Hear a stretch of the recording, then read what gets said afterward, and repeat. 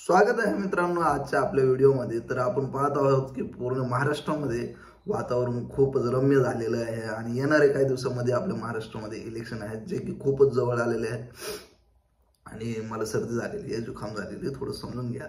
वातावरण असं झालेलं आहे की कोणती पार्टी कुठे आहे आणि कोणत्या पार्टीचं काय एजेंडा आहे हे समजणं आपल्यासाठी खूपच अवघड झालेलं आहे।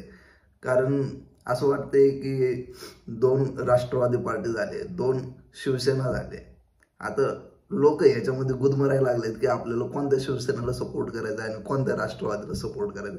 आता बारामतीचं खेळ ते एकदम विचित्र आणि वेगळं झालेलं आहे। काय बोलायचं, कसं समजायचं आणि कोणाला मतदान करायचं ते काही कळलं नाही। एका बाजूला झाले शरद पवार आणि एका बाजूला झाले अजित पवार।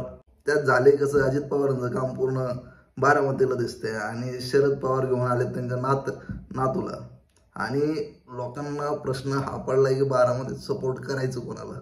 तर असंच महाराष्ट्राची जी इलेक्शन आहे ह्यावेळेसची एक विचित्र खेळ खेळत चाललेली आहे आणि लोक बघूया ह्यावेळेस काय निर्णय घेतात आणि कोणाला सत्तेमध्ये आणतात, हा एक मोठाच प्रश्न असणार आहे लोकांसाठी। आणि कुत्रे भोकायला लागलेत बाहेर।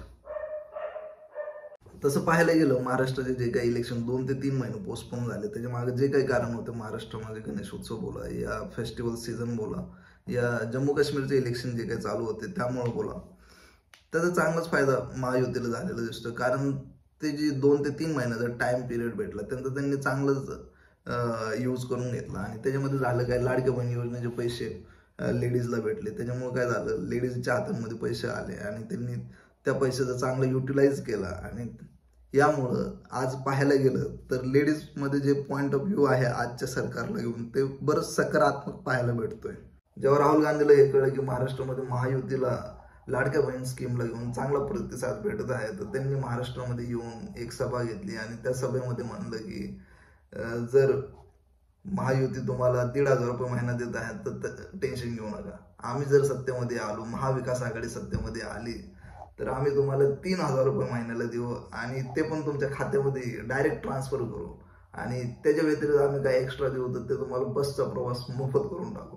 आणि मला वाटतं की याच्याने किती फायदा राहुल गांधीला भेटेल या महाविकास आघाडीला भेटेल ते त्यांनाच माहिती।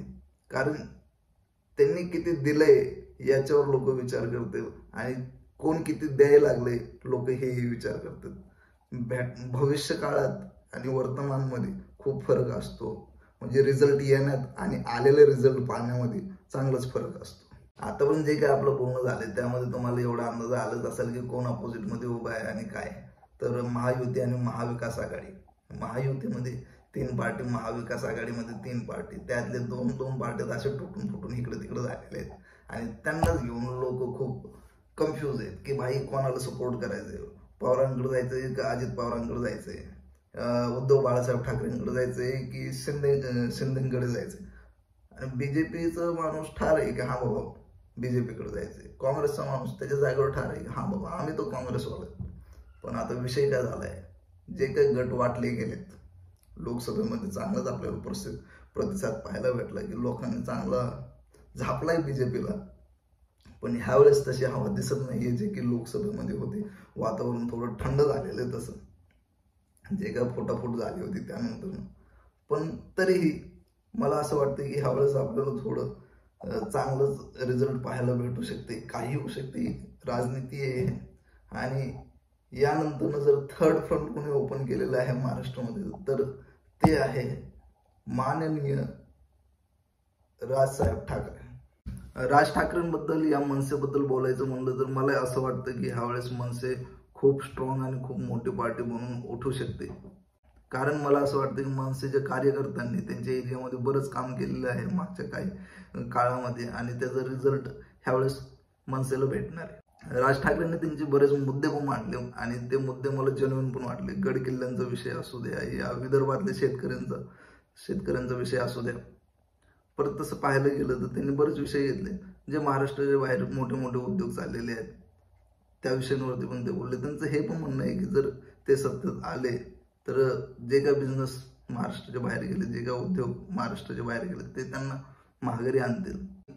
महाराष्ट्रातला जे माणूस आहे त्यांना महाराष्ट्राच्या बाहेर जाऊन काम करण्याची गरज नाही, तर त्यांनी महाराष्ट्रामध्ये राहून काम केलं पाहिजे।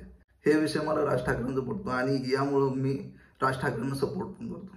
हे तर फक्त राज ठाकरेंबद्दल बोलून नाही चालणार, तर मनसेचे जे काही कार्यकर्ते आहेत, त्यांचे काही लीडर्स आहेत, त्यांच्याबद्दल पण बोललं पाहिजे आपण. मुंबईमध्ये बोला या पुण्यामध्ये बोला, जेव्हाही कॉमन मॅनला प्रॉब्लेम येतो तर मनसेचे जे काय मोठे लीडर्स आहेत ते कॉमन मॅनच्या पाठीमागे उभं राहतात आणि त्यांचे सॉल्युशन्स त्यांना काढून देतात. प्रॉब्लेम काही असू द्या. मी आजपर्यंत पाहिलेले आहे की मनसेचे जे पण लीडर्स आहेत, जे पण कार्यकर्ते आहेत, ते कॉमन मॅनसाठी काम करतात, त्याचं सॉल्युशन काढतात आणि कॉमन मॅनचा प्रॉब्लेम सॉल्व्ह करून देतात. जर ते सत्तेमध्ये न राहून लोकांचे कामं करतात तर मला असं वाटतं की मनसेला अधिकार आहे सत्तेमध्ये येण्याचा. लोकांनी त्यांना निवडून दिलं पाहिजे, काम करण्याचा चान्स दिला पाहिजे आणि मला असं वाटतं की जर ते सत्तेत आले तर बरंच चांगलं काम करतील बाकी पक्षांपेक्षा तरी. राज ठाकरेंनी लोकमतला दिलेल्या इंटरव्ह्यूमध्ये बऱ्याच काही गोष्टी क्लिअर केल्या. तो विषय असू द्या मुंबई पुण्याची वाढती जनसंख्येला घेऊन या महाराष्ट्राच्या विजनला घेऊन, जे काय त्यांचं विजन आहे त्या गोष्टीवर ते क्लिअर कट बोलले. त्यानंतर हिंदुत्वाच्या मुद्द्यावर ते इलेक्शन लढत असतील आणि उद्या ज्याला त्यांचे चांगले सीट आले, बऱ्यापैकी त्यांचे चांगले सीट आले तर ते महाविकास आघाडीसोबत नाहीच जाणार, हेही त्यांनी क्लिअर केलेलं आहे. आणि आजच्या तारखेत जर असा क्लिअर नेता आपल्याला भेटत असेल तर आपण त्याच्या पाठीशी उभं राहिलं पाहिजे. कारण हे तर कळत नाही की आपण कोणाला मत देतोय आणि पुढे जाऊन रिझल्ट आल्यावर ते कोणता माणूस कोणीकडे जाईल, कोणता पक्ष कुठं जाईल, हा एक खिचडी झालेली आहे महाराष्ट्रामध्ये. त्या व्यतिरिक्त मला असं वाटतं की महाविकास आघाडी असू द्या या महायुती असू द्या, आज आपण त्यांना मत करू पण उद्या त्यातले कोणते प्लेअर कुठं जातील आणि काय होईल काही सांगता येत नाहीये.